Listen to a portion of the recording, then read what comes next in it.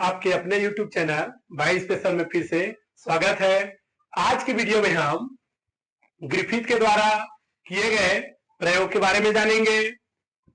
Griffith नामक वैज्ञानिक ने 1928 में बैक्टीरिया के दो स्ट्रेन पर अपना प्रयोग किया। वो बैक्टीरिया था स्ट्रेप्टोकोकस निमोनी। बच्चे डिप्लोकोकस निमोनी पढ़ते हैं, लेकिन ये डिप्लोकोकस निमोनी नहीं है, ये स्ट्रेप्टोकोकस निमोनी है। इसको सुधार लेंगे। जिसके दो स्ट्रेन पर इन्होंने अपना प्रयोग किया था, आर डबल स्ट्रेन और एस ट्रिपल स्ट्रेन। आर जो डबल स्ट्रेन होता है, आर मतलब होता है रफ, जिनकी कोशिका के चारों तरफ कोई कैप्सूल का आवरण नहीं पाया जाता, इस कारण वो रफ होता है। देख सकते हैं ये रफ है। इसके बाद एस ट्रिपल स्ट्रेन, एस मतलब होता है कैप्सुलेटेड स्मूथ। ऐसे बैक्टीरिया जिनमें कैप्सूल का आवरण पाया जाता है वो पैथोजेनिक होते हैं और बाहरी सतह इनका चिकना होता है, इस कारण इनको स्मूथ बोलते हैं। अब जो रूपांतरण है, जो ट्रांसफॉर्मेशन है, इसकी परिभाषा देख लेते हैं।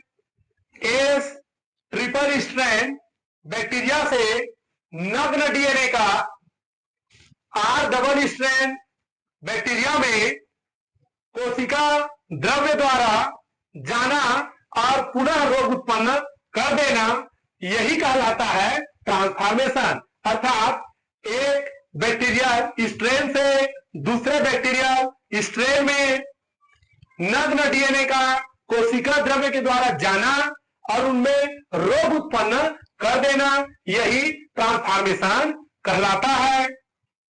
यह प्रयोग उस समय किया गया था जब वैज्ञानिकों के मन में यह प्रश्न था कि डीएनए अनुवांशिक पदार्थ है कि आरएनए अनुवांशिक पदार्थ है कि प्रोटीन अनुवांशिक पदार्थ है।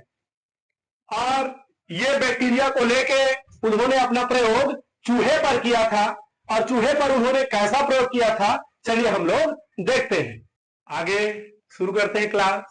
यहां पर ग्रिफिथ ने आर जो डबल स्ट्रैंड है और एस ट्रिपल स्ट्रैंड है, स्ट्रेप्टोकोकस निमोनी के आर डबल स्ट्रैंड अर्थात रफ खुरदुरी सतह वाले डबल स्ट्रैंड बैक्टीरिया और चिकनी सतह वाले स्मूथ ट्रिपल स्ट्रैंड वाले स्ट्रेप्टोकोकस निमोनी पे अपना जो उसको लेके जो चूहे पर अपना प्रयोग किया था उसको देखते हैं। ये बैक्टीरियल स्ट्रेन है, कैप्सुलेटेड नॉन कैप्सुलेटेड इंजेक्शन माइस। माइस मतलब चूहा, ठीक है। तो आर डबल स्ट्रेन जो कि नॉन कैप्सुलेटेड होते हैं और नॉन कैप्सुलेटेड होते हैं तो ये नॉन पैथोजेनिक होते हैं। जो कैप्सुलेटेड बैक्टीरिया होता है जिसमें कैप्सूल का आवरण पाया जाता है, उनमें रोग उत्पन्न करने की क्षमता होती है। तो ये नॉन कैप्सुलेटेड है तो रोग उत्पन्न करने की क्षमता इनमें नहीं होती। जब इनको चूहे के शरीर में इंजेक्टेड इन माइस, चूहे के शरीर में इंजेक्ट किया जाता है तो चूहा कैसा रहता है, जीवित रहता है, क्योंकि इनमें रोग उत्पन्न करने की क्षमता है नहीं। दूसरा S triple strand, S triple strand जिनमें कैप्सूल का आवरण है और कैप्सूल का आवरण होने के कारण इनमें रोग उत्पन्न करने की क्षमता है, पैथोजेनिक है।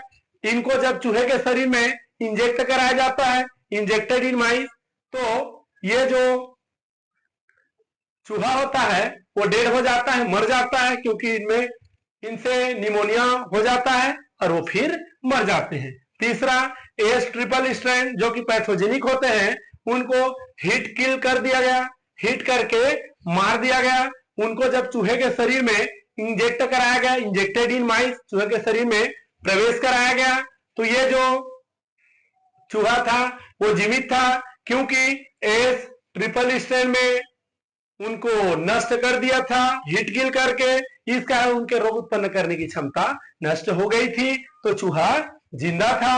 अब लास्ट आर डबल स्ट्रैंड जिनमें रोग उत्पन्न करने की क्षमता नहीं थी और एस ट्रिपल स्ट्रैंड जिनमें रोग उत्पन्न करने की क्षमता को हीट करके नष्ट कर दिया गया था।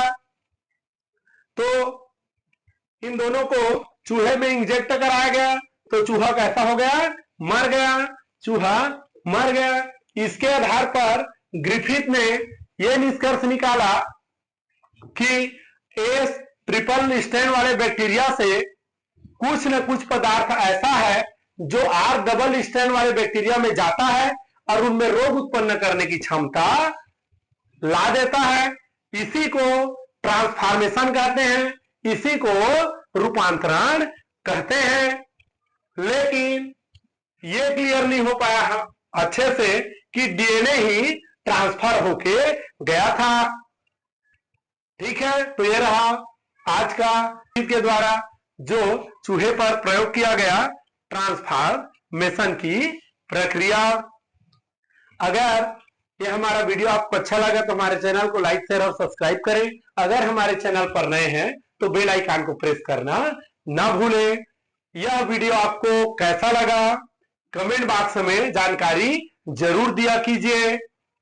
कमेंट बॉक्स में जानकारी देते हैं तो हमें भी अच्छा लगता है। ठीक है, ऐसे ही हमारे बायो की स्पेशल जानकारी के लिए हम मिलेंगे अपने अगले वीडियो में। तब तक के लिए आप सभी का धन्यवाद। जय हिंद, जय भारत, जय छत्तीसगढ़।